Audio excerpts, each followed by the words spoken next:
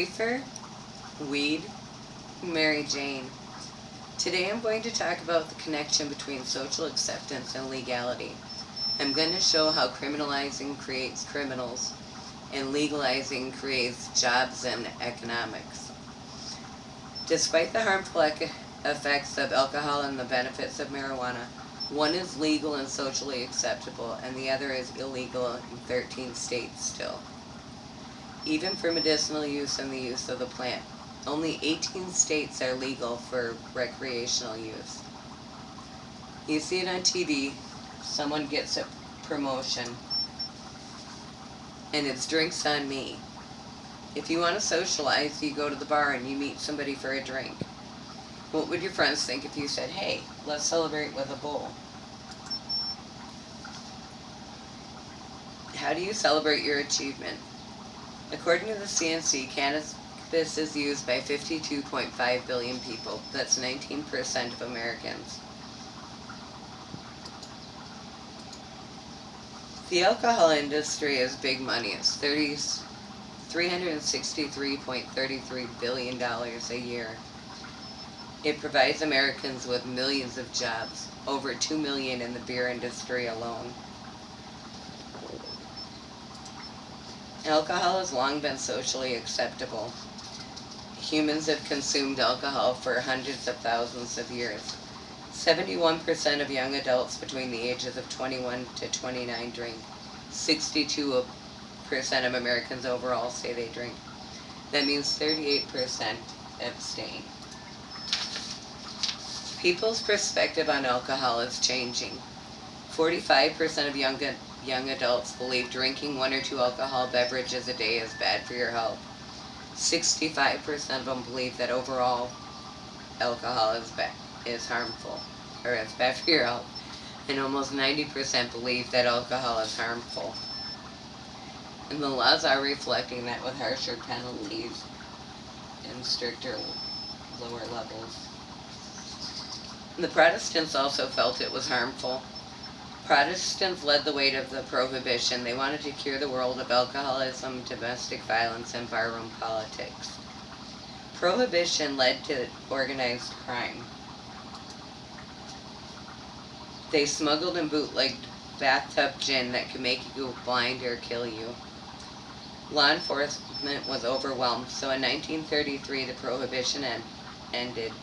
Toward Liquor Control report commissioned by J.D. Rockefeller gave the government guidelines and regulations, putting age limits and making stricter sales. In 1939, marijuana was criminalized in 29 states. Here, in 1937, Harry Anslinger, the head of the Federal Bureau of Narcotics, who was known for saying things like, makes darkies think they're as good as white men, gets the Marijuana Tax Act passed. It's the first federal regulation illegalizing marijuana, and it is enacted primarily to criminalize black and Mexican people. The anti-weed propaganda included a film called Reefer Madness that quickly became a cult classic for stoners. In 1969, though, the Marijuana Tax Act was declared unconstitutional. But that was quickly counteracted in 1970 with the Controlled Substance Act, making THC a Schedule I drug along with opiates, cocaine, and heroin. In 1973, decriminalization begins, and statewide social acceptance is growing if you think about all the hippies and stuff. And reform is starting, and Oregon becomes the first state to decriminalize marijuana. In 1996, California legalizes medical marijuana.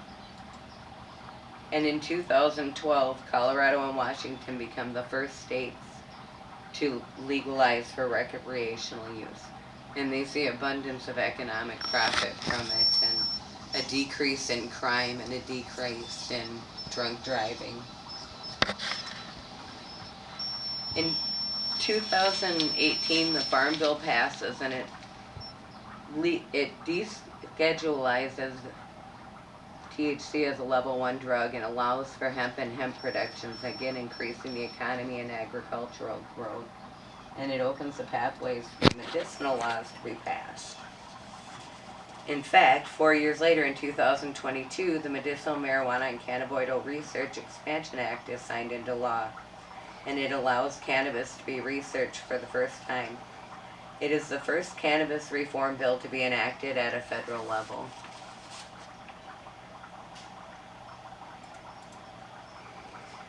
And there are many health benefits.